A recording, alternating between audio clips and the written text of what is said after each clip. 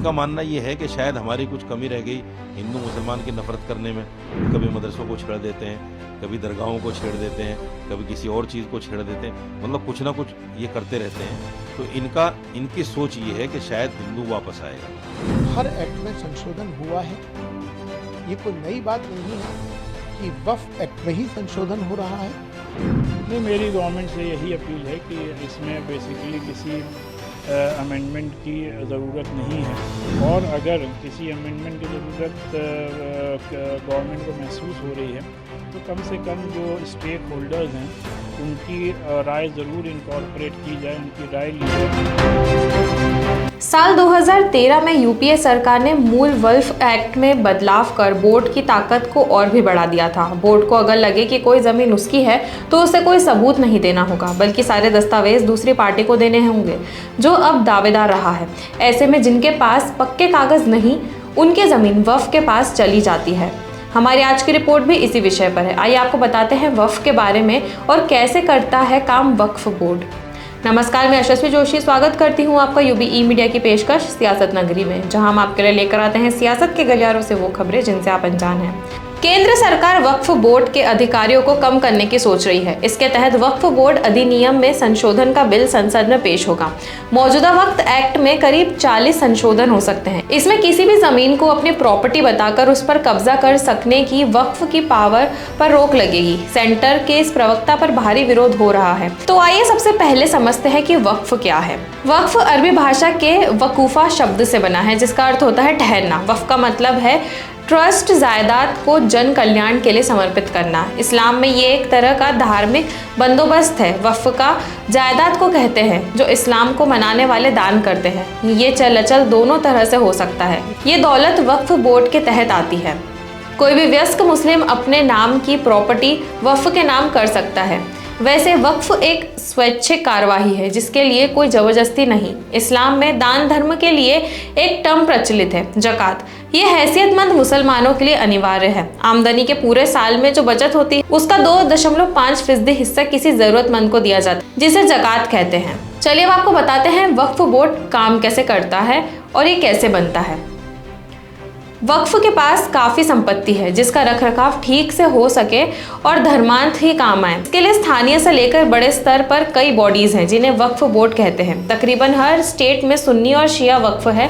इसका काम उस संपत्ति की देखभाल और उसकी आय का सही इस्तेमाल है। इस संपत्ति से गरीब और ज़रूरतमंदों की मदद करना, मस्जिद या अन्य धार्मिक संस्थान को बनाए रखना और शिक्षा की व्यवस्था करना, अन्य धर्म के कार्यों के लिए पैसे देने संबंधी चीज़ें शामिल हैं। सेंटर ऑफ वक्फ बोर्ड के साथ तालमेल के लिए सेंट्रल वक्फ काउंसिल बनाया हुआ है।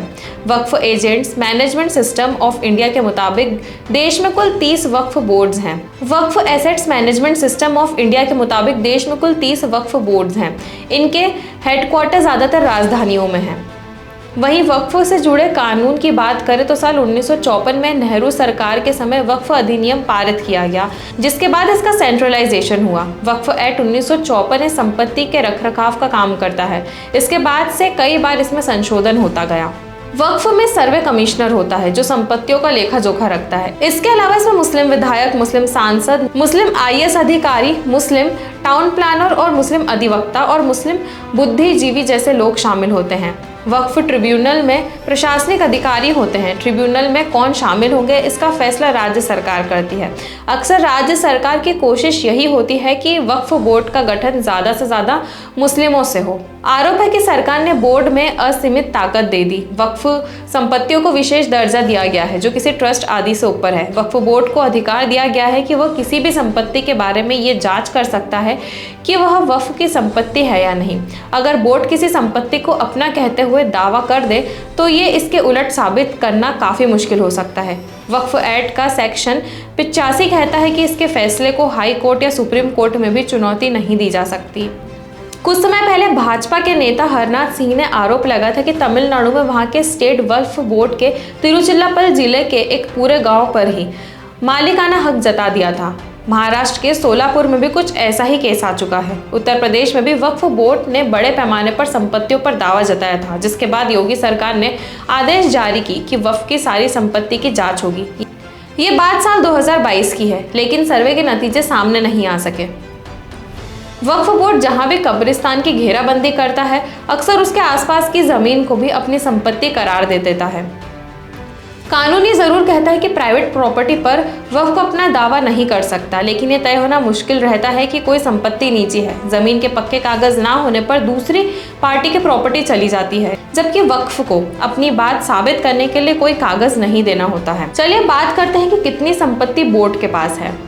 वक्फ मैनेजमेंट सिस्टम ऑफ इंडिया के मुताबिक देश में करीब 8,55,000 से ज्यादा संपत्तियां ऐसी है जो वक्फ की है। सेना और रेलवे के बाद देश में संपत्ति के मामले में वक्फ तीसरा सबसे बड़ा भूमि मालिक है।